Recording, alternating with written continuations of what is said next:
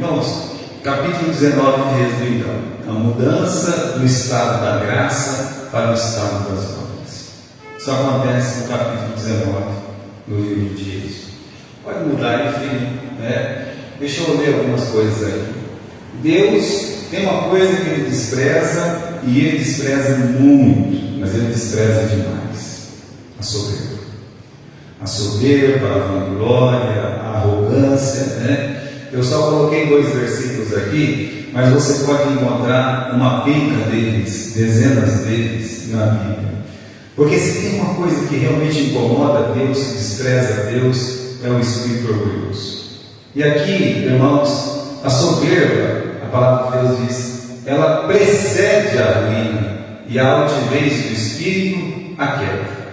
Mas Ele nos concede graça maior, por isso diz a Escritura: Deus, Ele se opõe aos orgulhosos, mas Ele concede graça aos humildes. Existe nesse versículo aqui de Tiago, capítulo 4, 6, essa frase, né? Ele se opõe. Deus, Ele se opõe aos orgulhosos. Então Ele faz uma oposição a qualquer orgulho que seja. Podemos, irmãos, que esse foi o pecado do demônio, né, de Satanás, do diabo, quando ele quis ser como ele quis ser como Deus.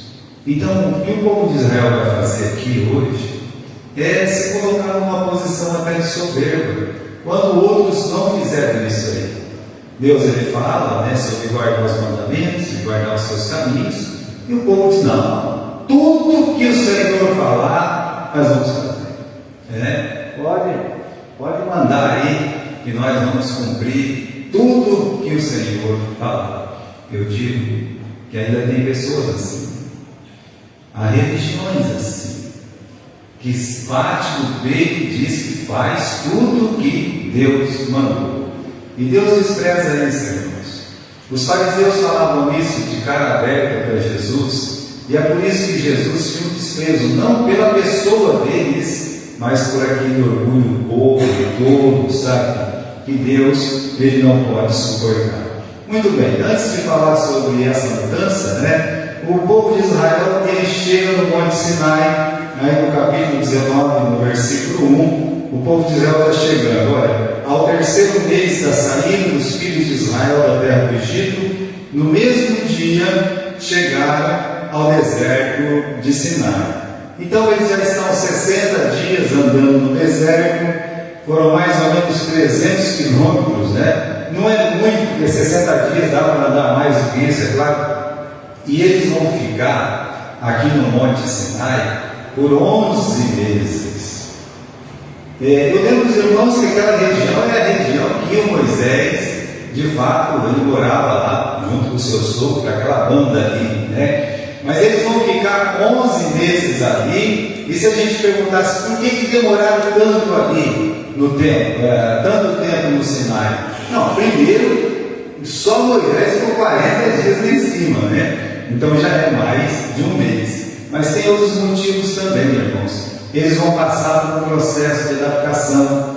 Então Deus primeiro Ele salva o povo, e depois Ele vai dar leis ao povo. E aí esse povo tem que ter um tempo de adaptação, sem contar que Deus quer que eles marchem com o tabernáculo, olha só, né? E para fazer o tabernáculo, para fazer tudo do jeito que Deus estava mandando, pedindo, levou 11 meses, pronto, né? Não foi 11 meses que Moisés ficou 40 vezes lá em cima, mas levou meses e meses, tá? Para que o tabernáculo ficasse do jeito que Deus queria, ou seja, não demorou, foi no tempo de Deus.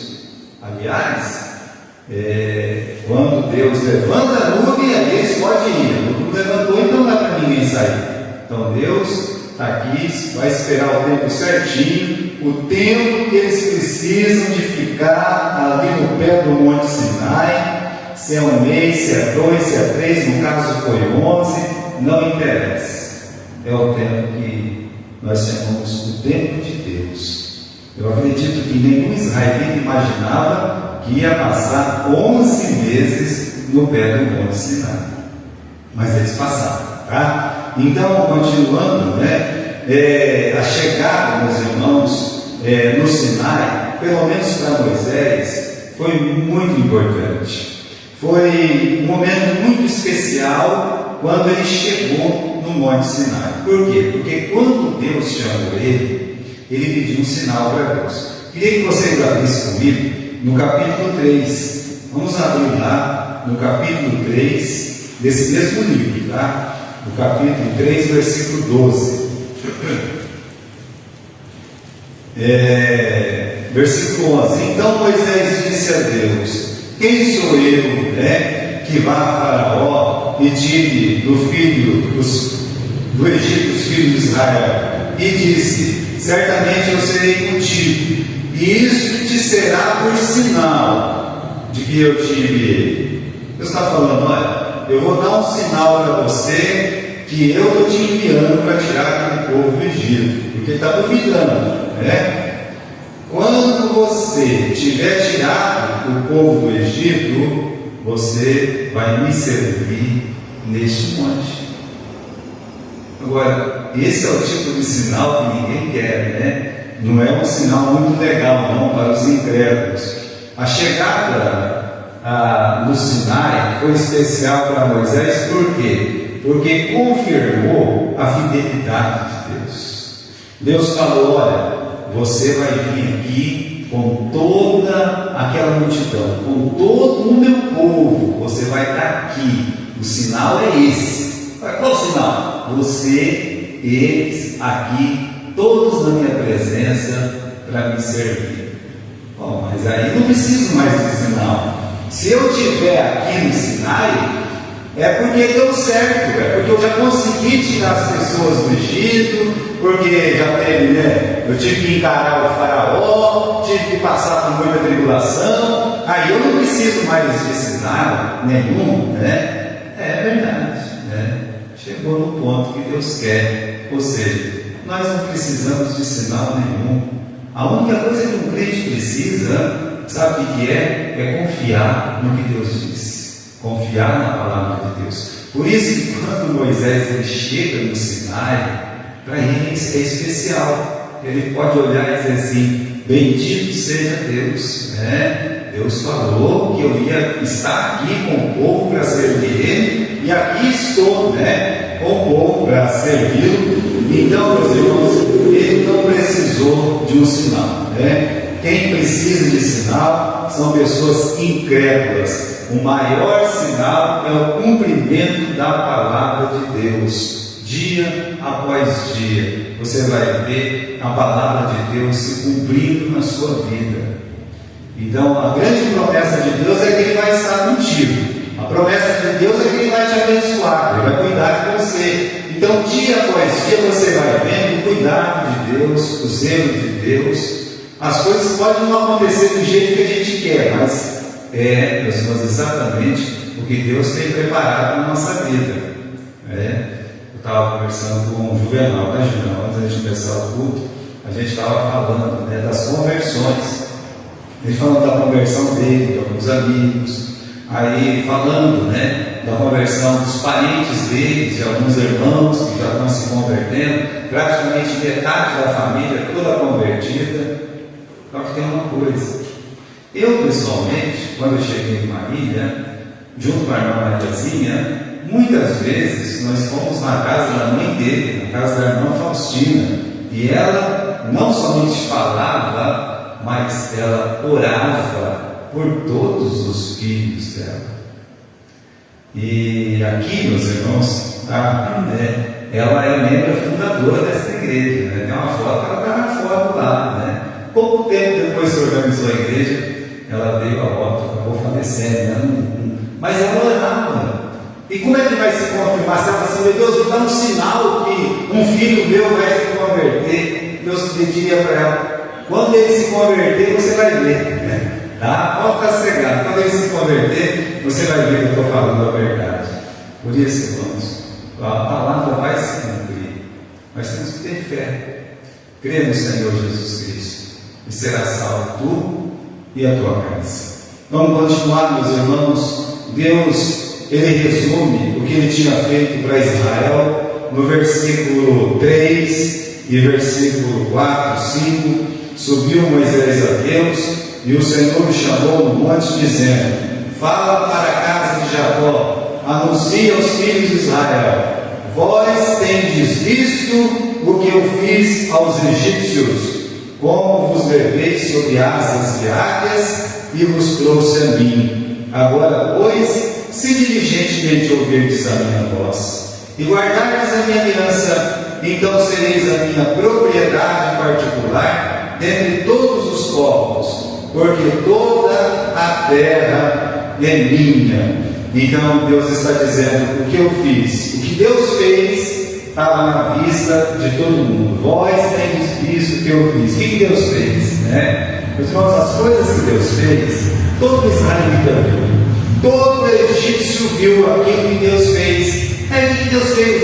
Deus foi lá, ele encarou o faraó, falou para o faraó que se ele não desse o primogênito dele, ele ia matar o primogênito do faraó.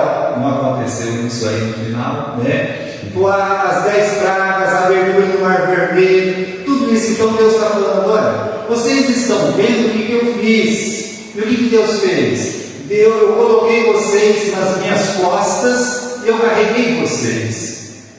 Meus irmãos, não tinha lei nenhuma até aquele momento. Olha só, Deus está dizendo que eu peguei vocês, coloquei nas minhas costas, eu levei vocês com asas de águias, ou seja, tirou eles de um lugar, colocou no outro, uma coisa impossível de acontecer, aconteceu. Deus está dizendo: olha, eu estou carregando vocês.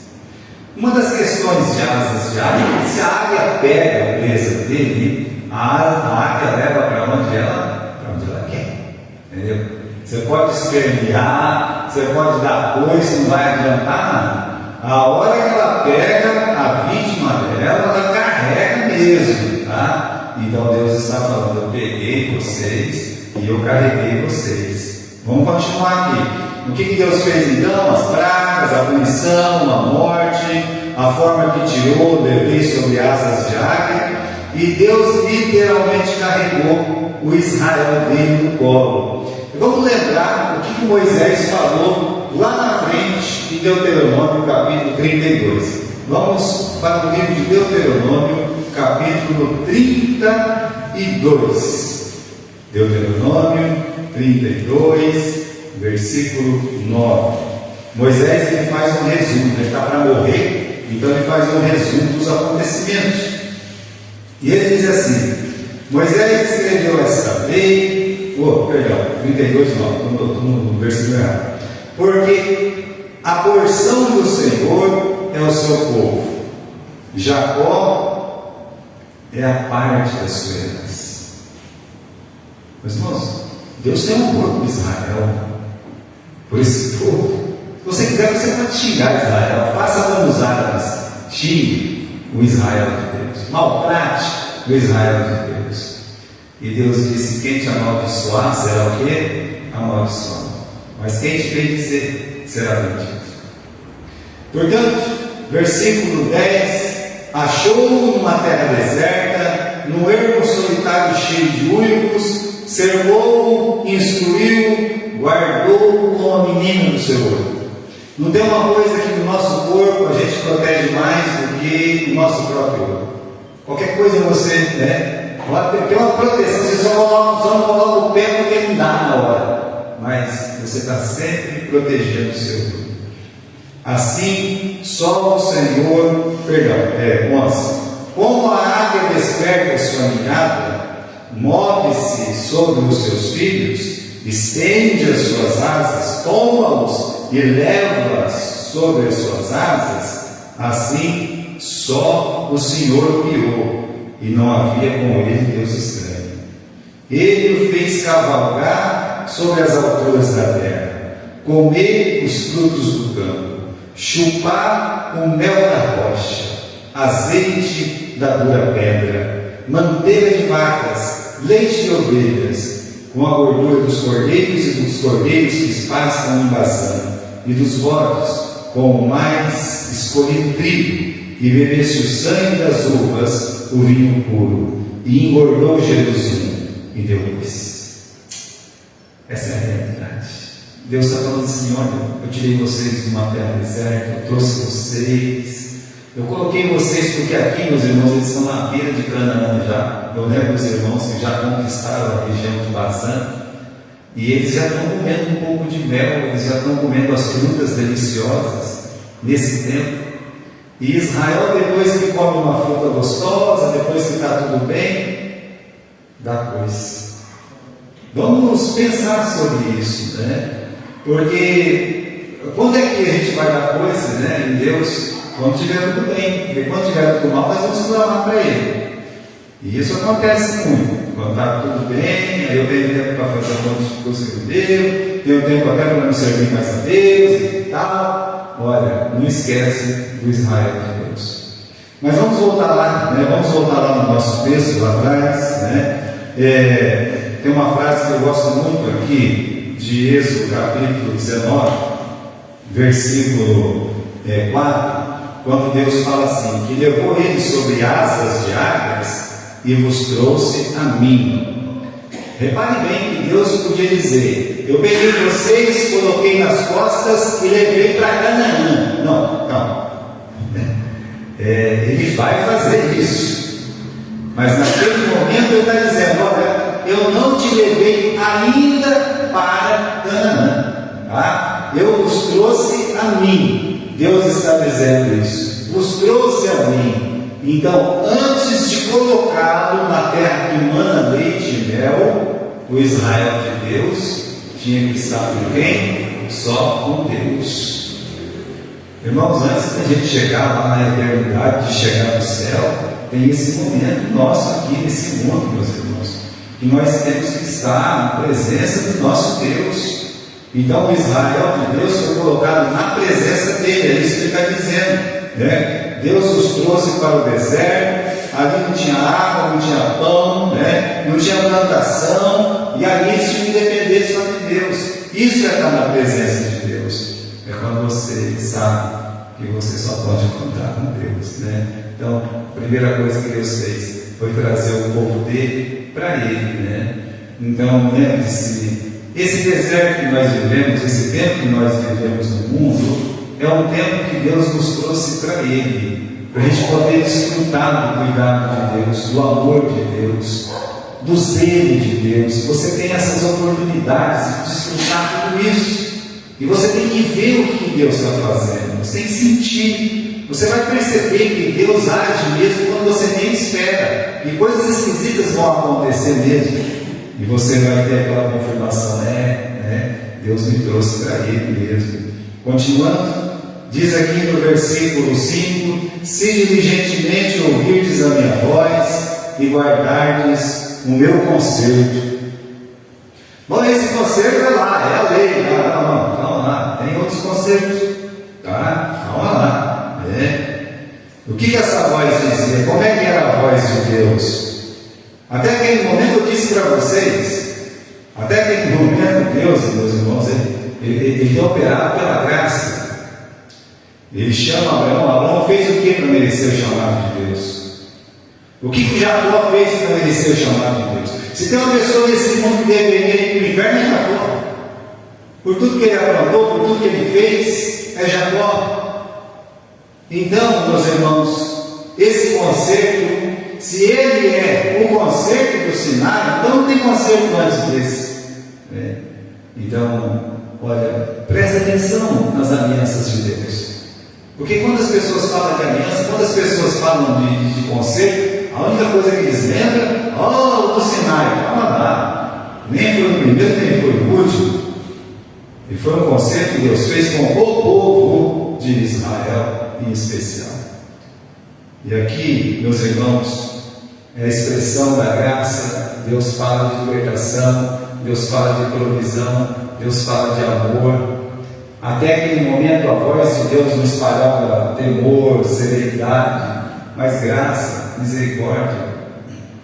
Pega, meus irmãos, Deus falando com Abraão, Deus falando com qualquer personagem do livro de Gênesis, ou mesmo com Moisés. Quer mais paciência que Deus tem com Moisés? Quer mais paciência que Deus tem até com o seu próprio povo, aquele povo rebelde, que toda hora está pedindo água, pedindo comida, pedindo carne, reclamando. E mesmo que Deus em algum momento faz eles engasgar com uma carne aqui, outra ali, mas o que você vê é um aspecto da graça, da misericórdia, do amor e do cuidado de Deus. Que conserto, que aliança é essa, né? Então, irmãos, se for o Sinai, então nós estamos eliminando todo o conserto que foi feito com Abraão, né? E Deus tinha uma aliança com Abraão, e no conserto da graça, Deus ele não impôs condições, né? Deus ele não pedia nada, né? Não tem um fardo nas costas de ninguém, não tem um jugo no pescoço, né? Não, mas então se assim não tem um conserto, tem um conserto, mas é um conserto estilo de Deus, muito diferente. Quando você abre no capítulo 17 do livro de Gênesis, até é bom a gente abrir lá, para não ficar dúvida, né? Vamos abrir.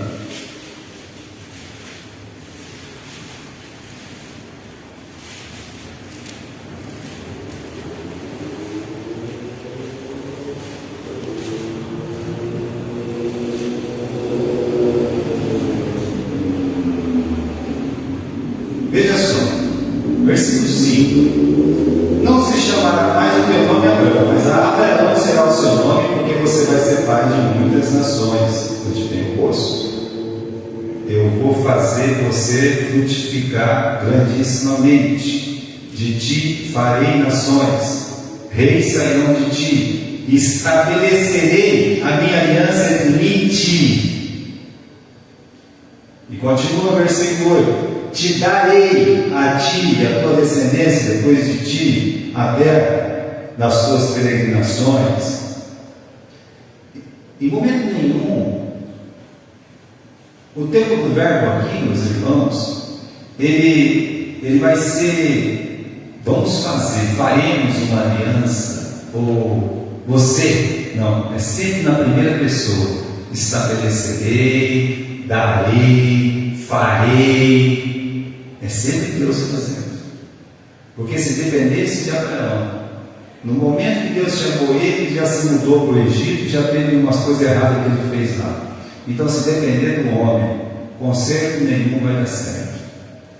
O homem não foi fiel na aliança adâmica, não foi fiel na aliança com Noé, não foi com Abraão, não foi com Moisés. Então, quando você lê o livro de Romanos, você vai chegando, até nós estamos estudando o livro de Romanos aqui no domingo de manhã. Tudo vai converger do capítulo 1 até o capítulo 3 para dizer somente uma frase: todos pecaram e precisam da graça de Deus. Isso é um resumo dos 3 primeiros capítulos do livro de Romanos. Não há nenhum justo, nenhum sequer. Então, meus irmãos, o Israel de Deus, ele foi salvo por Deus, como Deus próprio vai mostrar lá, porque Deus os amava. É por isso. Então vamos continuar aqui, né, a posição de Israel diante de Deus, em Êxodo 19. No versículo 6, Deus fala: olha, vós me sereis um reino sacerdotal. Perdão, versículo 5: se diligentemente ouvirdes a minha voz, guardardes a minha aliança, então sereis a minha propriedade particular dentre todos os povos, porque toda a terra é minha. E vós me sereis um reino sacerdotal e um povo santo. E estas são as palavras que falarás aos filhos de Israel. Então vamos ver a posição de Israel diante de Deus. Sereis minha propriedade, um tesouro particular, né? Esse é um lugar profundo que o Israel alcançou no coração de Deus. Eu digo uma coisa: Israel ainda não existia, Jacó ainda não existia quando Deus estava falando isso para Abraão. Nem eles existiam. Deus esperava que Israel fosse exemplo. Isso é fato. Vós me sereis reino sacerdotal e povo santo. Bom, vocês, né, são chamados para ser o exemplo. O que representa ser reino? ser sacerdote e povo santo. Como reino, deveriam estar sujeitos à soberania e às leis de Deus, ser regidos por Deus. Reino no sentido de ser governado por Deus, né? Como sacerdotes, seriam a voz de Deus, porque sacerdote é a voz de Deus, né? Então seriam a voz de Deus, né, para as outras nações, ou seja, levar o conhecimento de Deus para as outras nações. Na verdade, Deus esperava do Israel dele o que ele espera da igreja hoje: o testemunho, a voz, ir lá e falar de Deus. E povo santo no sentido que eles deveriam estar separados. Santo significa separado, né? Um povo separado dos costumes e dos pecados das nações idólatras. Bem, Deus esperava isso de Abraão também, Deus espera isso de Jacó, Deus espera isso de Israel. Bem, Deus espera isso de mim, de você, da sua igreja, com certeza. Nós não somos chamados reinos e sacerdotes do nosso Senhor, não é assim que a palavra de Deus fala? Agora vamos para a resposta de Israel, né? No versículo 7, veio Moisés, chamou os anciãos do povo, expôs diante dele todas essas palavras que o Senhor tinha ordenado, e então o povo respondeu a uma voz e disse: tudo que o Senhor tem falado, faremos. E Moisés subiu e falou o que o povo disse. Irmãos, quando Davi, ele falou assim: eu vou fazer uma casa para Deus. Deus olhou para ele e disse: você vai fazer uma casa para mim? Mas quem está pedindo casa para você? Eu não moro em casa nenhuma. Por que você está falando para fazer casa para mim? Eu estou dizendo: eu gostei da ideia que você vai fazer uma casa para mim, mas eu quero que você se lembre de uma coisa: da onde que eu tirei você. Meus irmãos, ele se humilha na presença de Deus. O Davi é um homem que está sempre se humilhando na presença de Deus, não só na presença de Deus, mas dos outros também. Veja, alguns personagens da Bíblia, quando o Isaías tem uma visão da glória de Deus, qual que é a reação de Isaías? É se humilhar na presença de Deus, olhar e dizer assim, bater na boca, sabe? Falar assim: ai Senhor, eu sou um homem pecador e vivo no meio de um povo pecador, sou um homem de lábios impuros, vivo no meio de um povo de lábios impuros. Ele está desesperado. Agora esse povo tem ouvido Deus falar e vai bater no peito e dizer: vai guarda, né? Sem nenhum remorso, sem nenhum sentimento, sem abaixar a cabeça e dizer: Senhor, nós não podemos, nós não vamos conseguir, tenha misericórdia de nós, Senhor. Sabe aquela mulher que Jesus encontra e fala: não é lícito pegar o pão dos filhos e dar para os cachorrinhos? E ela fala o quê? Ela fala: Senhor, mas até os cachorros podem comer as migalhas que caem da mesa do seu Senhor. Meus irmãos, Jesus, sabe, tinha um amor tão profundo para aquela mulher. Realmente ele chamava isso, essas conversas, para as outras pessoas ouvirem, de como essas pessoas se humilhavam na presença dele. Eu disse no começo: não tem uma coisa que Deus despreza mais do que a soberba. E nesse momento Deus fala, eles falam que vão cumprir, e Moisés sobe imediatamente: olha, eles falaram que vão cumprir, Então imagine, vamos pensar em Moisés falando no versículo 8, no final: e relatou Moisés ao Senhor as palavras do povo. Moisés subiu lá e falou assim: tudo que o Senhor falou, nós vamos fazer. Deus, não era a resposta que creio que Deus gostaria de ouvir, não do jeito que foi dito. Me falta o conhecimento da língua original, mas nesse momento, irmãos, ela pode nos dizer alguma coisa, como por exemplo, que há uma soberba, uma arrogância do homem dizer que guarda a lei, porque ele não guarda a lei. Então, Moisés desceu, Israel se portou arrogantemente, e aí, meus irmãos, como analisar a resposta de Israel? Nem Abraão falou no tom assim com Deus.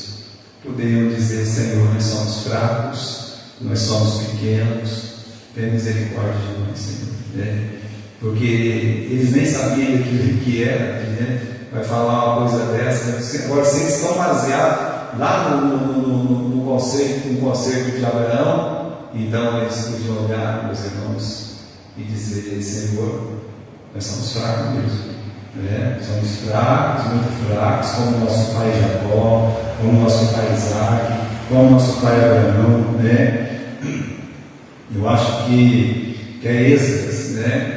Esdras, ele começa a chorar, ele começa a confessar o pecado dele, e ele confessa o pecado da nação. Ele fala para Deus: Deus, nós somos rebeldes,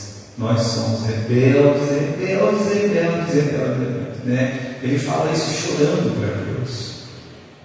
A reação de Deus quanto ao povo, o voto orgulhoso, né? É aí que eu digo para você que houve uma mudança, né? Aquele que acabou de dizer: vos levei sobre asas de águia, vos trouxe a mim, agora se oculta numa nuvem espessa e vai dizer: marca limite entre o povo e eu, ou ao redor. Vamos aqui no versículo 9: disse o Senhor: eis que virei numa nuvem escura. A voz é outra. Versículo 12: e marcarás limite ao povo, dizendo: guardai-vos, não subais ao monte. Tem uma distância agora entre eles e Deus. E é o que a lei mostra. A lei, ela mostra essa distância que existe entre nós e Deus, porque Ele é santo, e a lei é santa também. Mas nós, como diz Paulo, nós somos vendidos ao pecado.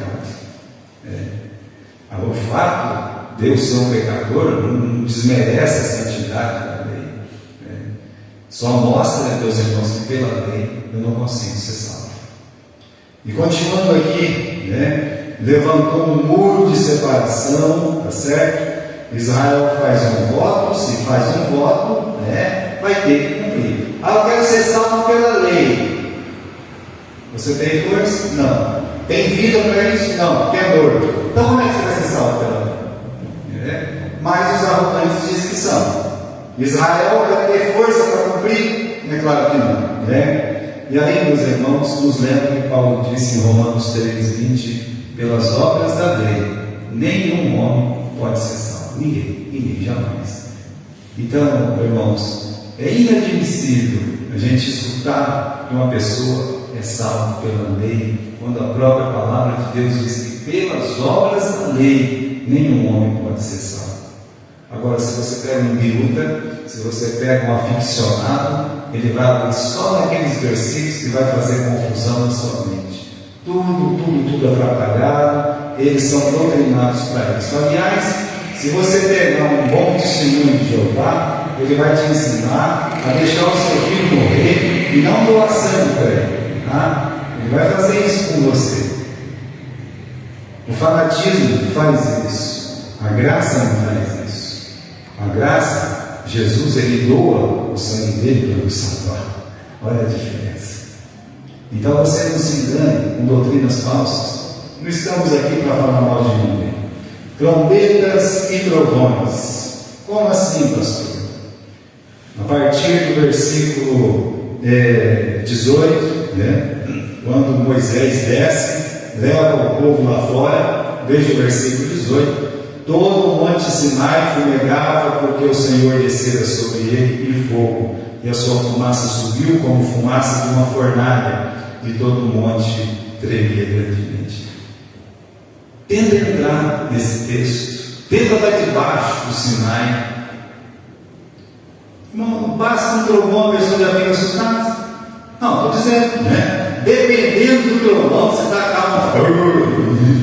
A casa está normal, não tremeu a terra, nada. Só um barulho, tá? É só um barulho. O que a palavra de Deus está dizendo é que o negócio está feio lá no Monte Sinai. A terra estava tremendo mesmo, sabe? a coisa estava pegando lá, né? A presença de Deus estava lá. Nós temos uma explicação, meus irmãos, para isso, mas essa explicação está no livro de Hebreus, no capítulo 12. Vamos lá, em Hebreus capítulo 12.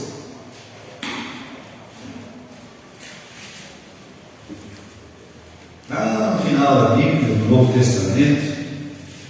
Bem, se você quer ficar no Monte Sinai, que fique, né?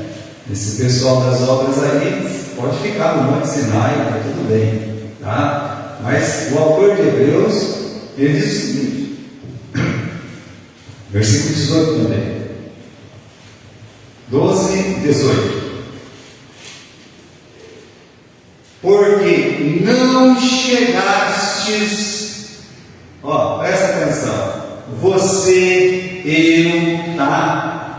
Nós não chegamos ao monte palpável, aceso em fogo, à escuridão, às trevas, a tempestades, ao som de trombeta, à voz das palavras, a qual os que a ouviram pediram que se não lhe falasse mais, porque eles não podiam suportar o que se lhes mandava. Então, irmãos, você e eu, nós não chegamos a esse monte, porque quando eles ouviram aquela voz, Moisés falava, a voz sempre ficava lá de dentro, é trovão, sabe, imagina os relâmpagos, treme, tudo isso. Então, o autor de Hebreus está dizendo para você, para mim, não é aí que nós estamos, tá? Não é aí. Continue aqui no versículo 21. Era tão terrível a visão que Moisés disse: eu estou com medo e tremendo. Mas chegastes ao monte Sião. Onde é que você está? Onde eu estou? Nós estamos no monte Sião. Monte Sião aqui do Salmo 125 fala o quê? O justo é como o monte Sião, que não se abala e dura para sempre. Então é aí que nós estamos. Continuando.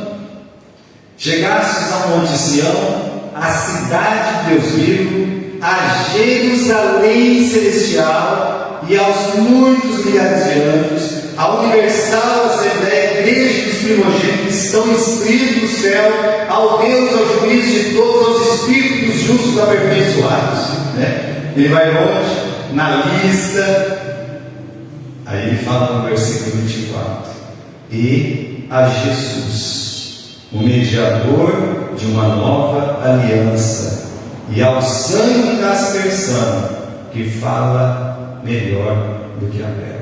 Onde nós estamos? Nós estamos em Jesus, em Cristo Jesus. A base da nossa salvação é esse sangue precioso do versículo 24, o sangue da aspersão. Sabe, a aspersão é quando os nossos pecados eles são extirpados, perdoados lá na cruz. Por isso o conselho do autor de Hebreus no versículo 28 é o seguinte, lá no meio, tá? Vamos ler o versículo todinho. Por isso, tendo recebido um reino que não pode ser abalado, retenhamos a graça. É o que Deus pede. Deus pede, olha, retenhamos a graça. Não, meus irmãos, não saia desse estado da graça, né? É só nesse estado que você pode ver o seu estado, que é um estado miserável. É só nesse estado que você pode ver quem Deus é, e saber que, sendo nós pecadores, Ele morreu por nós, que Ele nos ama, mesmo sendo pecadores. Só a graça pode te dizer isso. Só a graça pode olhar para você e dizer assim: Deus te ama. Deus te ama.